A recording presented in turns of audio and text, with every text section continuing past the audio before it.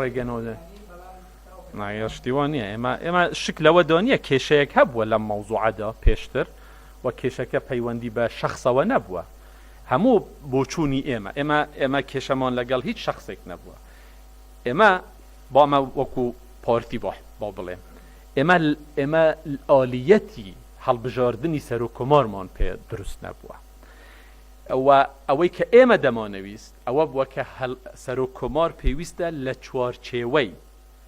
فراکسیۆنە کوردستانیەکان هەڵبژێردرێ نەک لە دەرەوەی فراکسیۆنە کوردستانەکان چونکە ئەمە دەستپێکردنی خراپە بۆ هەرێمی کوردستان لە مستەقبەلیش ممکنە کەسێکی تر دەڵێ من کوردم قەناعەت بە عەرەبەکان دەکەوت بە دەنگی ئەوان دەبێتە سەر و کۆمار